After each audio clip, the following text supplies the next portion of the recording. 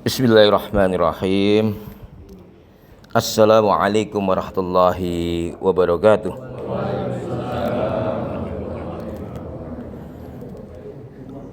Alhamdulillahilladzi 'allama bil qalam 'allamal insana ma lam ya'lam. Wassalatu wassalamu ala asyrafil anbiya'i wal mursalin wa ala alihi wa sahbihi ajma'in. Amma ba'du. Bapak Ibu sekalian, mari kita bersyukur pada Allah atas segala nikmat dan karunia-Nya kepada kita semuanya, dan atas nikmat kesehatan yang telah diberikan kepada kita. Dan kita selalu berdoa semoga kita selalu diberi kesehatan, dijauhkan dari semua penyakit. Amin amin ya rabbal alamin. Nah, pada hari ini saya akan menerangkan tentang pembahasan yang penting di dalam tasawuf, yaitu tentang hati. Saya ambilkan dari bukunya Al-Imam Al-Ghazali, Ihya Ulumuddin. Al-Imam Al-Ghazali itu hidup pada abad ke-5 Hijriah atau 500 tahun setelah wafatnya Rasulullah, dan beliau dianggap sebagai seorang ulama, seorang filosof, dan seorang sufi. Ya. Dalam bukunya saya ambilkan sebagian saja yang terkait dengan hati dan penyakit-penyakit hati. Kita awali sebuah hadis yang sudah pernah kita pelajari. Rasulullah Shallallahu Alaihi Wasallam bersabda, ala wa inna fil jasadi mudghatan idza salahat salahal jasadu kulluhu wa idza fasadat fasadal jasadu kulluhu ala wa hiya al qalbu. Rawahu al Bukhari wa Muslim. Rasulullah bersabda, ketahuilah sesungguhnya di dalam tubuh terdapat segumpal daging. Jika segumpal daging itu baik, maka baiklah seluruh tubuhnya. Dan jika segumpal daging tersebut buruk, maka buruklah seluruh tubuhnya. Ketahuilah, segumpal daging itu adalah hati. Hadis diriwayatkan oleh Imam Bukhari dan Imam Muslim. Apa yang dimaksud dengan hati?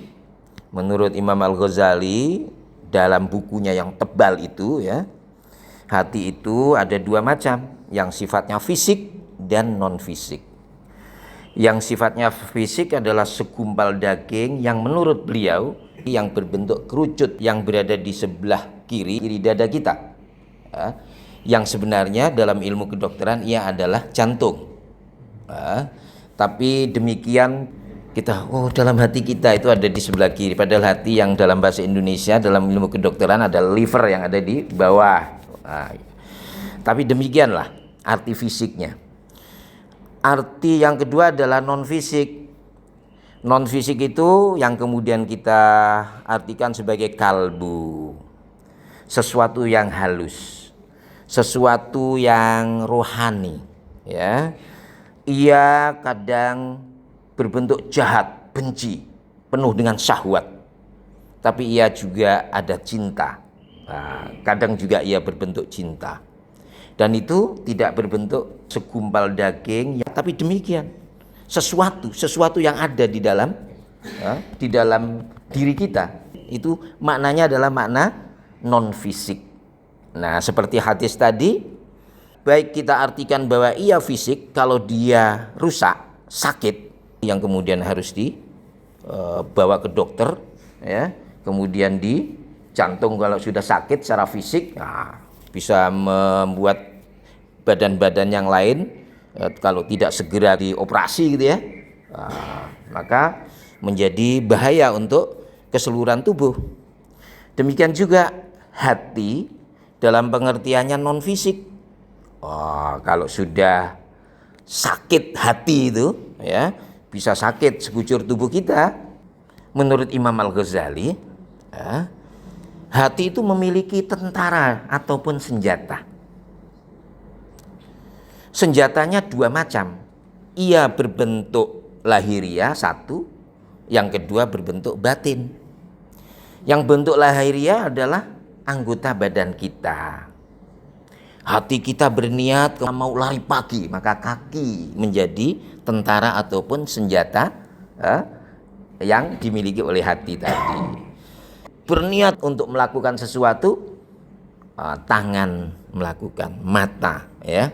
Ini namanya tentara-tentara hati yang berbentuk lahiriah fisik. Tapi hati itu punya tentara atau senjata yang tidak fisik. Yang pertama yang jahat, berupa apa? Syahwat, hawa nafsu, dan ghadab. Ghadab itu apa? Ghadab itu marah. Itu tidak kelihatan, nggak bisa kita raba, tapi dampaknya demikian besar. Nah, yang baik adalah hikmah, ma'rifah Allah, ya. Dalam hati ini pada asalnya manusia diciptakan itu dengan bertauhid pada Allah, dan itu adalah potensi yang baik, ya. Yang kalau dididik, sering mendengarkan pengajian nasihat-nasihat agama, nah itu menimbulkan dan mengokohkan fitrah tauhid dan fitrah ketundukan pada Allah, ya. Nah, itu adalah apa? Senjata yang baik berupa ilmu, ma'rifat, kemudian ketundukan pada Allah yang merupakan fitrah asal manusia atau masing-masing kita dilahirkan. Nah, menurut Al-Ghazali berdasarkan itu maka, ya, hati itu dibagi ke dalam beberapa jenis dan sifat. Kalau hati itu dikuasai oleh al-ghadab, maka disebut sebagai hati as-sabaiyah. Namanya hati yang buas. Amarah inilah yang melahirkan apa?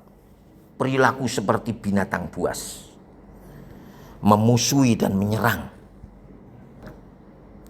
Marah itu, ya, mulai dari hal-hal kecil dalam kehidupan kita di keluarga, sampai yang menjadikan perang dunia 1 dan 2 itu adalah karena amarah. Nah, hati ini kalau dikuasai oleh syahwat lain lagi. Nah, dinamakan dan sifatnya adalah hati yang bahimah. Bahimah itu apa? Rakus. Rakus. Binatang yang rakus, makan apa saja. Oh, bahkan timah, emas tambang. Wah, dimakan semuanya itu, yang keras-keras itu, ya, rakus. Nggak cukup untuk apa? Korupsi mobil satu. Wah, disusun-susun mobilnya, sampai mobil mewah 14 biji itu. Ya, itu saking apa? Rakus dan menjadi seseorang itu tamak. Nggak cukup, ya, dikasih gaji yang sudah layak. Jenis ketiga adalah ketika hati itu dikuasai oleh setan, maka menjadi kesetanan. Hati ini kesetanan. Kapan ia terjadi?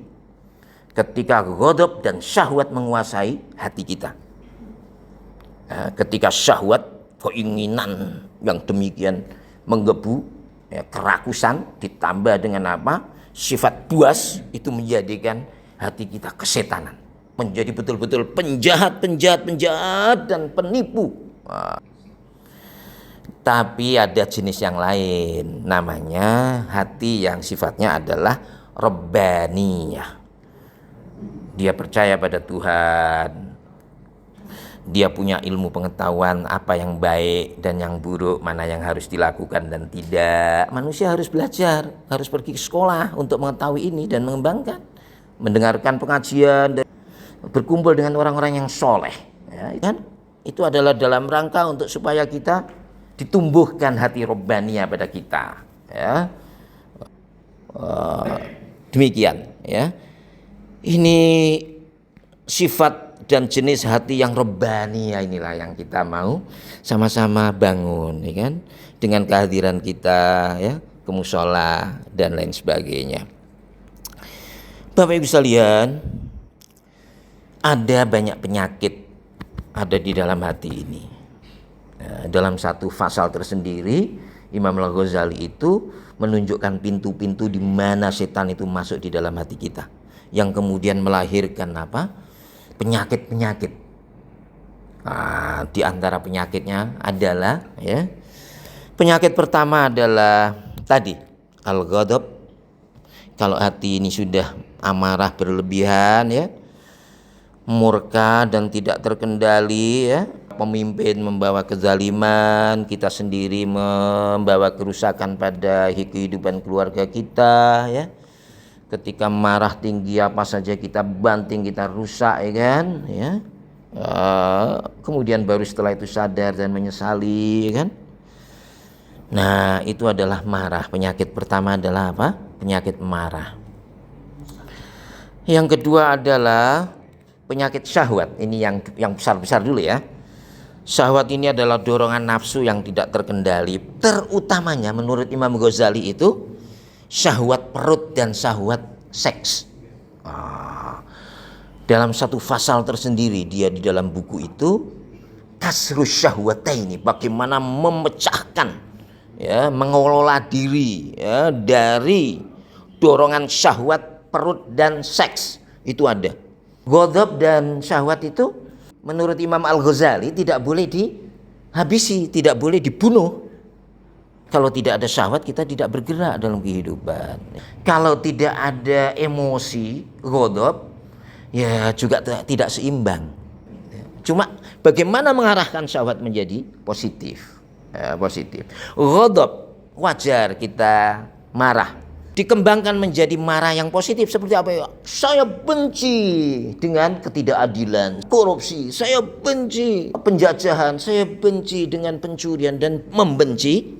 Itu adalah ghadab, marah. Marah tapi marah terhadap hal-hal yang negatif. Penyakit ketiga adalah tamak dan rakus tadi ya. Tamak terhadap harta, kedudukan, tamak terhadap puji-pujian ya kan. Tamak pujian itu ada manusia itu ya, yang selalu minta dipuji. Selalu apa yang dilakukan harus dianggap oleh orang lain sebagai hal yang baik ya kan. Tamak dan rakus ini bahima itu ya menjadi sumber kerusakan individu, keluarga, sosial, bahkan berbangsa dan bernegara. Kemudian takabur atau sombong. Sombongnya apa? Meremehkan orang lain dan meninggikan diri ya. Yang kelima adalah ujub, merasa kagum pada diri sendiri. Nah, ini merasa lebih hebat karena amal, karena ilmunya, atau merasa hebat karena kedudukannya ya. Sehingga lupa bahwa semua itu adalah berasal dari Allah Subhanahu wa taala. Merasa kagum pada dirinya sendiri ya. Seakan-akan dirinya sendiri yang paling baik, maunya menang aja ya kan. Kemudian ada lagi ya, hasad atau iri dengki. Dengki, hasad. Ini ya, tidak suka melihat orang lain mendapatkan nikmat ya. Tidak suka kawannya mendapatkan kedudukan ya. Iri karena tetangganya ya punya kelebihan rizki. Berikutnya adalah hubbud dunya. Penyakit hati berikutnya adalah apa? Cinta dunia berlebihan ya. Kecenderungan hati yang membuat seseorang lupa tujuan akhirat ya. Dan ini dianggap oleh Imam Al-Ghazali sebagai akar dari banyak penyakit hati ya. Takut miskin karena apa? Terlalu cinta dengan dunia, terlalu ya, kita boleh ya, karena ini untuk fidunya hasanah untuk kita. Tapi ketika hubbud dunya ya, dia lupa bahwa cinta utamanya harus pada Allah, Rasulnya ya, cinta untuk beribadah. Penyakit hati berikutnya adalah apa? Kikir, bakhil. Ada yang sebagian alhamdulillah saya lihat ada yang dengan ikhlas masukkan tambahan apa? Kotak amal ya kan. Wah, itu menunjukkan kita tidak kikir, tidak bakhil. Kalau sahabat pada zaman dulu dalam Al-Quran diterangkan para ansor, orang-orang yang menyambut kedatangan para muhajirin dari Mekah.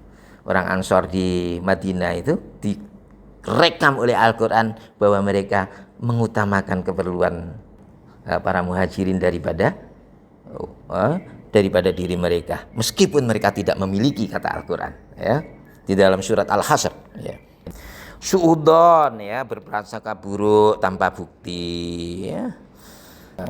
Naudzubillah, kita berusaha untuk tidak ya memiliki sifat seperti ini. Kemudian ghaflah, itu namanya apa? Lalai. Hati yang sibuk dengan selain Allah hingga lupa tujuan hidup, lupa tentang kematian dan lupa tentang akhirat. Kita akhiri dengan bacaan hamdalah. Alhamdulillahirabbil alamin. Kita tutup dengan doa bismillahirrahmanirrahim. Astaghfirullahaladzim. Alhamdulillahirabbil alamin. Hamdan yuwafi ni'amahu yukafi mazidah. Allahumma sholli ala sayyidina Muhammad wa ala alihi wa sahbihi ajma'in. Allahumma inna nas'aluka salamatan fid din wa afiyatan fil jasadi wa ziyadatan fil ilmi wa barakatan fil rizqi wa taubatan qabla al maut wa rahmatan indal maut wa maghfiratan ba'dal maut. Allahumma hawwin 'alaina fi sakaratil maut wan najata minan nar wal afwa indal hisab. Rabbana afrigh 'alaina sabran wa tsabbit aqdamana sunna 'alal qawmil kafirin. Allahumma arzuqna rizqan halalan thayyiban mubarakan wa anta khairur raziqin. Allahumma anfa'na bima 'allamtana wa 'allimna ilman yanfa'una warzuqna uluman tanfa'una. Allahumma arzuqna as-sihha wal 'afiyah. Allahumma anta syafi, Allahumma anta syafi la shifaa illa shifaa'uka, ishfi maradana wa shfi maradana shifaa'an 'ajilan wa shifaa'an la yughadiru saqama. Rabbana ighfir lana wa liwalidina warhamhum kama rabbawna shighara. Rabbana hab lana min azwajina wa dhurriyyatina qurrata a'yun waj'alna lil muttaqina imama. Rabbana atina fid dunya hasanah fil akhirati hasanah wa qina adzabannar. Subhana rabbika rabbil izzati amma yasifun wa salamun alal mursalin walhamdulillahi rabbil alamin. Terima kasih. Assalamualaikum warahmatullahi wabarakatuh.